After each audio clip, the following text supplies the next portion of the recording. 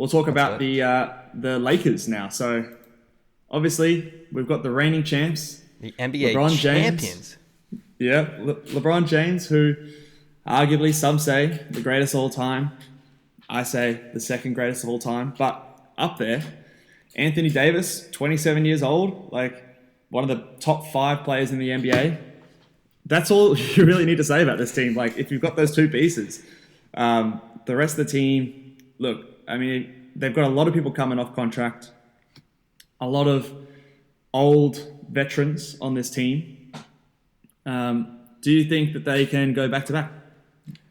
I think it's pretty critical to get Rondo back. Like, he's played such a big part. I think you do have to get him back. You have to re-sign KCP as well. You have to kind of run it back. He had some big moments in those finals, and it's not like there's much in his free agency to get something else. I agree more so on the KCP front. Rondo, I think you can let go. Simply because, well, look, I'll have him back. He's a bonus. He's a plus on the team. Like, have him on the team. Depending on who what else are you kind going to of... get on the free agency there? I'll go through some names of point guards. You got Jeff Teague, Goran Dragic, Brendan Knight, Jordan Clarkson, Fred VanVleet, but he's restricted. Chris Dunn. There's not many free agents out there. You have to get Rondo back.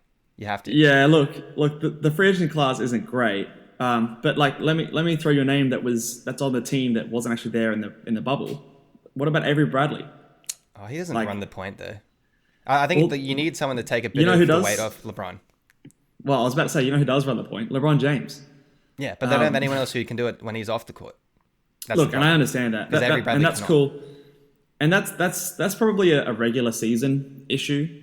I don't think that come the playoffs, LeBron's just running point guard, and that's all there is to it. Like, maybe when he goes off, you can give it to someone like Alex Caruso or Avery Bradley for stretches, and I think that's fine. Is that a championship caliber team though? Well, yeah, I think so. I think like Rondo was a big part, man. You're a hater. You're a Rondo hater. Always have been. I feel like I know, and I am. I'm not a big fan of Rondo, but I think that like people get swept up in the last game played. Like in the last game, he was great, but up until then, he was playing. I don't know, what was he playing? Like 14 minutes a game? Like, he wasn't contributing that much. It's not like an integral piece that you have to re-sign no matter what kind of contract gets thrown at him. I think that you want him back, but I just don't want to sell, like give him like a multi-year contract. Like, if you bring him back, I want him on a 1 or 2 year contract. If you look at this like team's roster setup, in the 2021 to 22 season, they've got literally one person on the books, and that's LeBron James. And even that is a player option.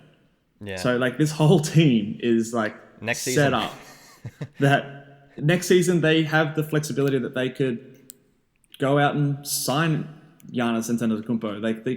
They could sign multiple all-stars or superstars. Like and that's a good thing. That's good flexibility for this team, particularly because they are old. They don't have these young players. Like the youngest player, is Alex Caruso or Kyle Kuzma, and we know that everyone wants Kyle Kuzma's head at the moment. That his value is down. So they don't really have a future on this team outside of Anthony Davis and LeBron James, which is fine. They're in a win now mode. But I wouldn't be committing to Rondo for multiple years if that's what other teams are commanding for him. Yeah. And we'll look what you're touching in the books. You got Danny Green, 15 mil next year. You got Avery, JaVale, Quinn Cook, and Caruso and Kuzma. They're all locked in. So that's really all they have in their roster. Dwight's expiring. I guess you re-sign him. I think I've heard some interest that Dwight may be coming back on a sort of small deal. So I think that's fine. And then Keith Morris, he's expiring. What do you think? Did you re-sign him? He played a pretty good part in that late round in the finals. Look, most of these guys I re-sign. I re-sign, again, like I said, one, maybe give them a team or a player option after that.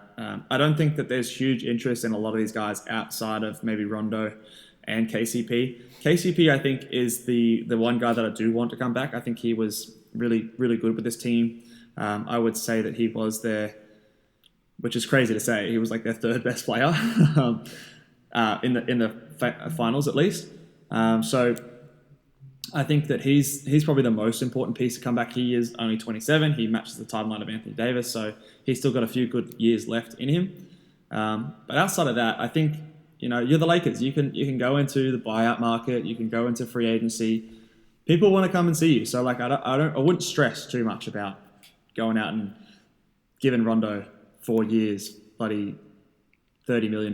Like I just wouldn't want to do that and tie myself up and lose flexibility on this next free agency class that's going to be absolutely crazy. Because I think you're a title contender even without him. So that's just my point of view. And they're going to have a lot of money to spend in next free agency, that's for sure.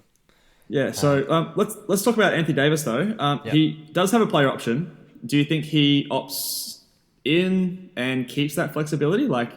Or is he re-signing for a long-term deal? He's going to re-sign, but it's not going to be long-term. He's going to re-sign for, I think he's going to match LeBron's, and he's just going to go 1+1. Really? I feel like that's what he's going to do. And then he's going to wait and see what LeBron wants to do. And I'm not going to be surprised if in the 22 season, or after the 22 season, they're both out of there.